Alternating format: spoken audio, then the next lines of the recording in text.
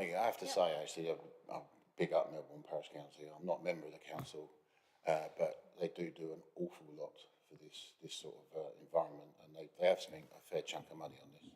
So yeah, so it's nice to be able to support them. So thank you very much. I'll take that as a yes from colleagues. Yeah, that's lovely. Thank you, Emma. So on to page 12, we have Great and Little Everston Parish Council. This is for a new interpretation board in Fossey Field, which is a biodiversity meadow in Great Everston. The public have free access to this field, which is obviously left for ecological diversity and an informal recreation space for people to walk around. This new board would incorporate a QR code so that people can link to that and find out more information on the internet as well. There's a picture there of what it could look like. And this would be around a sort of A2 sized lectern mounted interpretation board. Total costs are £825 plus VAT, and £825 has been requested from the community chest. The parish council who own the field will organise the upkeep. They organise the upkeep of the field and will pay the VAT on the sign and the installation costs. Thank you.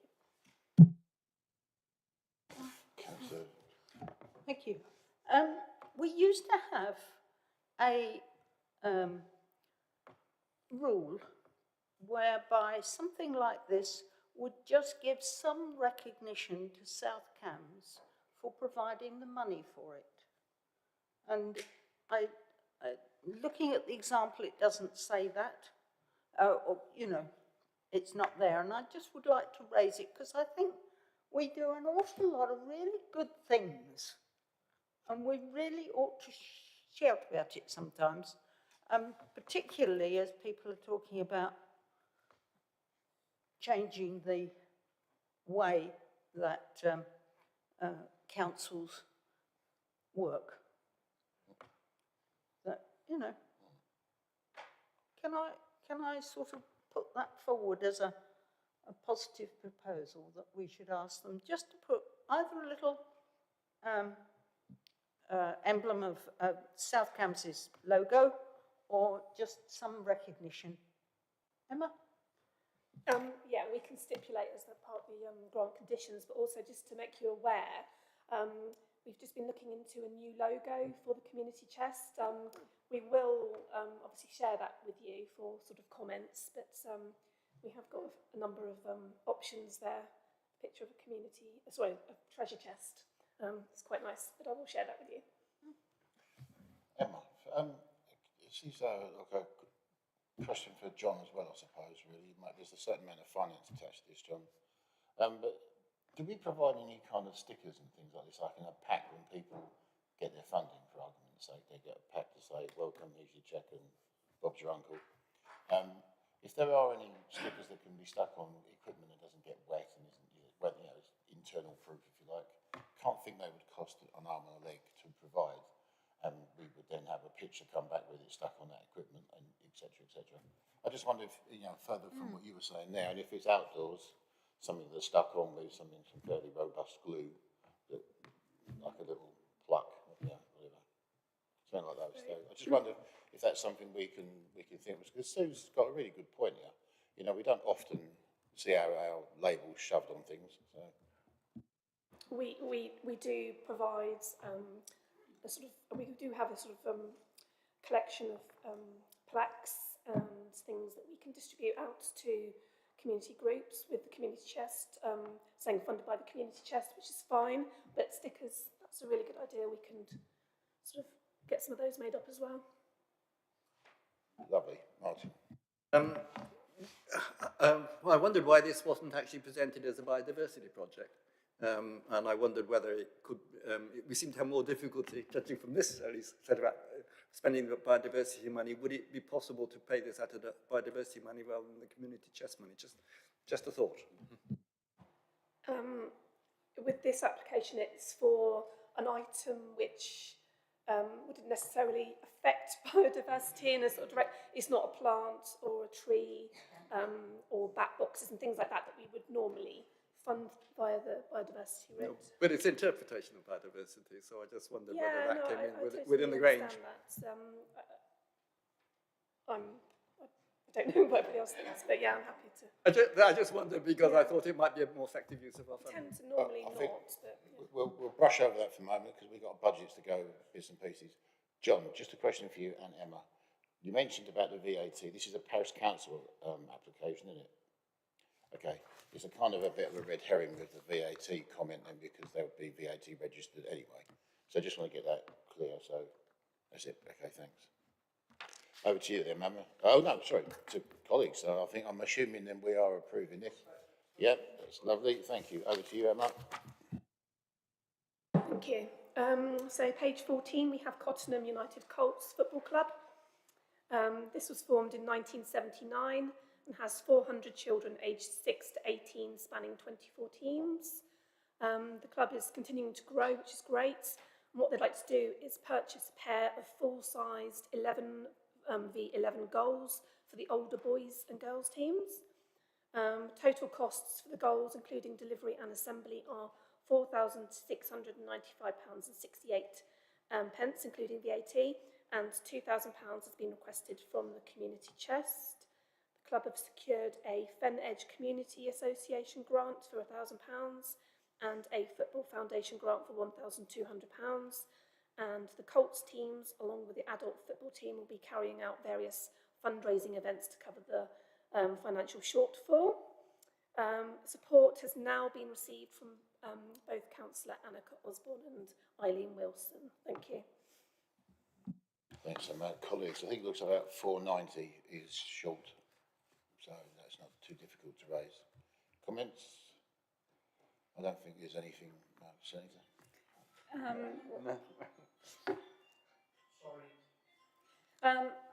I think that this is worth supporting. Young people getting out and about in sports, exercise, all that.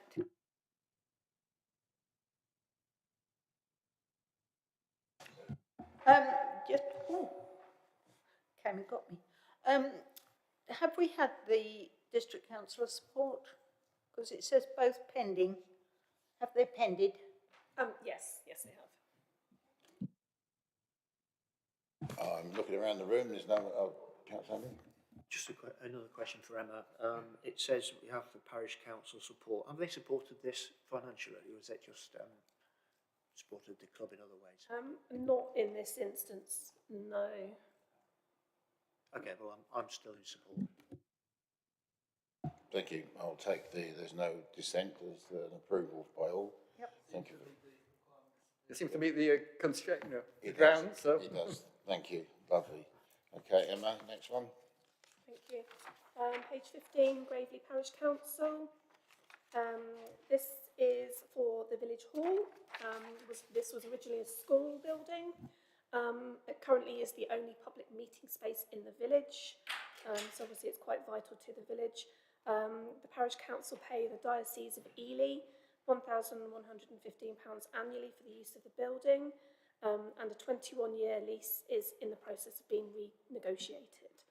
The hall is used for a variety of activities, including coffee mornings and film nights, and can be hired at cheap rates.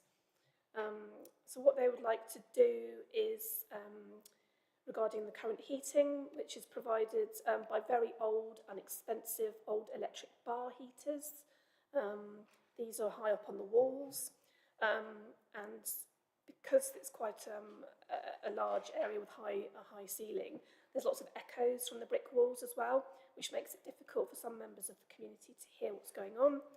So what they would like to do is improve the sound, heating efficiency and insulation of the walls, which comes in at £14,255. £2,000 has been requested from the community chest, and there's also a pending application to the Amy Community Fund for £10,000, and the remaining £2,255 will be provided by the parish council.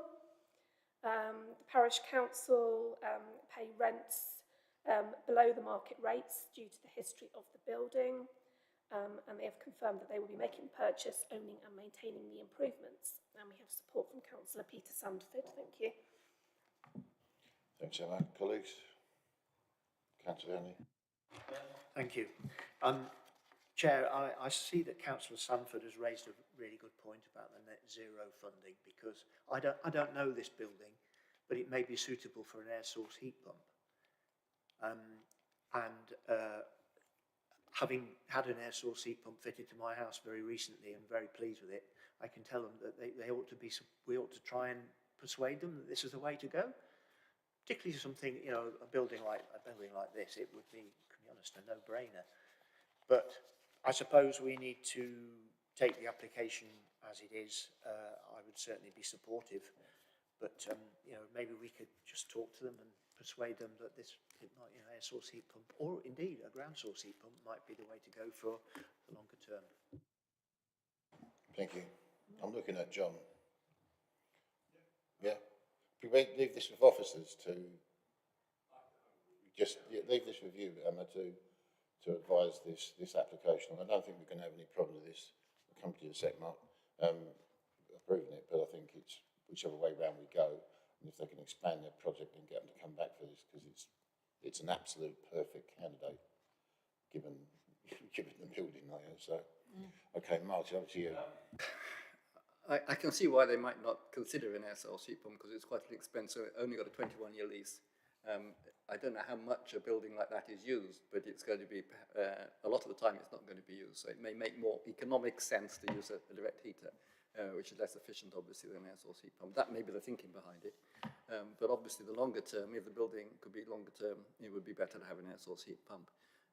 I just wondered if the lease is still being negotiated. It's a great project, it's a good project, obviously, and make it much more usable. But do we have problems that until the actual lease has been agreed, they haven't got security of the building? Can we go in advance of something being negotiated? That's a question about, you know, what the constraints of our legal position are.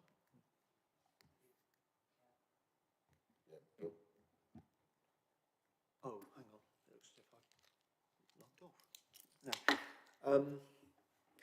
Sorry, I would just recommend that the people who are responsible for this building speak to someone like Orla Gibbons, one of the net zero team, and just see what the viability is. But as I said earlier, I've no problem with this application if, for some reason, an air source or a ground source heat pump is unsuitable for the building.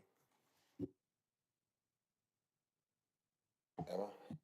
I did discuss this with Orla, and I did sort of say to the applicant, you might want to consider the Net Zero Villages grant, but that's got minimum spend of £20,000. And they seemed quite keen to proceed as they were with this application. So they have been given the advice. Regarding electric heaters, now I know when I was working in the climate and environment team, your sort of infrared electric heaters, that sort of heats the person as opposed to the whole room, so they're quite economical in that respect. So it depends on the usage, to be fair. Fair enough. Okay. I'm not hearing anybody with any dissent. No? No, what about the legal point? Did she answer that? That's dealt with officers' minds, that's fine. So we're okay with this? Yeah. Yeah. Brilliant. Thank you. Emma, next one. Okay, just bear with me. So we're bound down to page 17. This is the Over Sports Football Club. So another application for football goals, this time from obviously the Over Sports Football Club. The club has 40 male players aged 16 years and over, and encourages the development of football at all levels. These goals need replacing as the wheels are broken and the frame is damaged. Total costs are similar to the other application. This time they're £4,557.60 for a standard pair of 24x8 freestanding box football goals with wheels. You can see the photograph there. The club will cover the shortfall and the old goals will be recycled. Thank you. Colleagues? I don't see a problem myself. I think it's really been the sport theme today, isn't it? Yeah. So, yeah, it's going to come into the spring. Oh, yeah. All right, so I'll take that as a yes then from everybody. Thank you very much. Thank you. Page 19, So Positive. This was formed in December 2020 and helps people to mend, repair, upcycle and repurpose clothes. This has a number of benefits, including improved mental health and well-being, supporting those affected by the cost of living crisis and contributing towards a more sustainable and climate-positive approach to textile waste. The charity currently has 29 volunteers and 577 participants. You may remember that the charity received community chest funding back in the last few years, 2021, 22 and 23, for various start-up costs and workshops throughout the district. So, like I said, there's been a number of workshops and community events in South Cambridgeshire. For example, in the past year, this has included a South Cambridgeshire coronation event with the Haslingfield and Harston Eco Group, the Climate Action Fair in Cambourne, and a Make Your Own Festive Crafts event at Bar Hill Library. And this was aimed at isolated communities and guests seeking sanctuary at the Bar Hill Hotel. So during 23-24, 552 individuals, including South Cambridgeshire and Cambridge City residents experiencing social isolation, health and wellbeing inequalities were supported. And funding is now required to allow additional South Cambridgeshire residents, including Ukrainians, an opportunity to take part in their programme. And this programme will be match funded from City Council as well. And you can see an example of one of the items that they make here, which is obviously very nice. So this would require £2,000 of our funding, and it would be broken down into 4 activities, which are detailed in the report. This also shows the ratio of South Cambs to city participants, and £200 has also been requested for some of their core costs to run the events. We have support from the Haslingfield Parish Clerk and Councillor Lisa Redrap. Thank you. Thanks, Anne. Just I've got a quickie, and I involve John in this, if I may. Everything we do, we always try and ask people to have some form of ongoing funding for a project that we help, if it's a start-up and bits and bobs. And I've been reading this 2 or 3 times over the last few days, and I can't see anything that's obvious. And a bit of research. Do they have like an income stream, so to speak, or is it just grant funding from various councils? I mean, the whole project itself is brilliant. Don't get me wrong. It's just try and have an even hand on this all the time.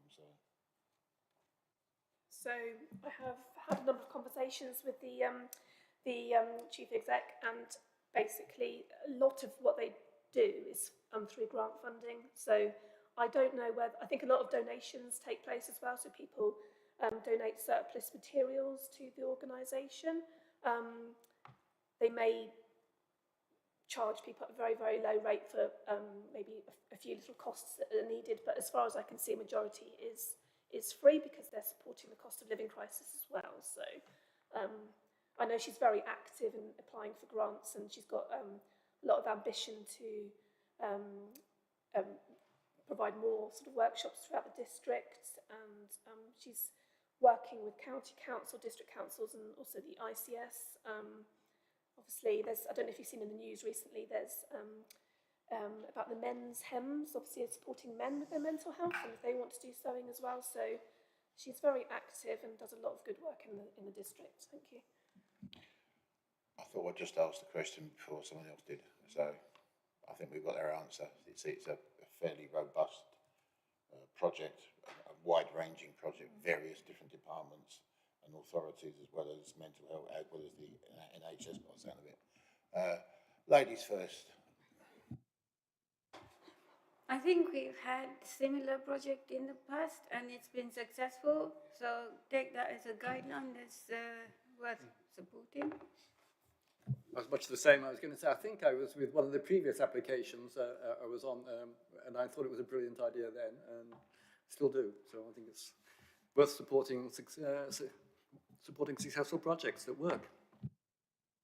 Brilliant, and I think we've got the nod then from our colleagues. Yeah, that's a yes again, Emma, thank you. Okay, page 22, Longstow Parish Council. Over the years, exposure of the village sign has taken place, obviously, to the elements, and this has caused the paint to fade and deteriorate. There's an example of the current village sign, which is obviously quite unique to Longstow. Also, there's 2 notice boards in the village that have been damaged as well by the weather, and they need replacing as well. Total costs to professionally repaint the sign and replace the 2 notice boards are £2,493.50 and £1,493.50 has been requested from the community chest. The parish council will contribute the shortfall of £1,000, and they have said that they will use eco-friendly, weather-resistant paints and materials, and we have support from Councillor Toomey Hawkins. I think this is a wonderful idea to keep the village signs up to spec, but it actually goes back to my colleague's point about a nice little metal sign to be nailed to the post, just under the new refurbished sign, funded, or refurbishment, helped to be funded by South Cambs. Yeah. Can't see a better way of a nice metal sign with 2 holes for screws. There you go. Right, any comments? No? I think this one's a no-brainer, so it's a yes, thank you very much. The only the only question I have is that once in my life, when I was president of my local WI, I put up a magnetic sign in the village because I thought it would be useful and sensible. The words that the children managed to put on it with the word letters that I had provided were not repeatable, and the board had to be taken down. So it's just a warning with magnetics. This should be a project as in pointless on the television. Any words in the English language from the N to Z. The only letters you can use. That's it. Over to you, Emma. Thank you. Okay, so our last application is a biodiversity application on page 24. So this is from Carlton Willingham Churchyard Conservation Group that was set up in June last year. The group is made up of some local residents whose aim is to increase the biodiversity within the churchyard of St Peter's Church and the surrounding area. Since forming, they have published their churchyard conservation management plan, and they would like to purchase 6 nest boxes and a bird bath from the RSPB. Total costs are £164, all of which has been requested from the community chest. And because they're quite a very small little group, if they're successful through the community chest, the parish council are willing to hold the funds for them. And we have support from Councillor Jeff Hartley. Thank you. Thank you, Emma. Albeit it's the smallest sum on the agenda today for £164. I think it's probably one of the nicest. I think this is a really lovely one. So, and that's a slightly different pot of things. So over to you, John.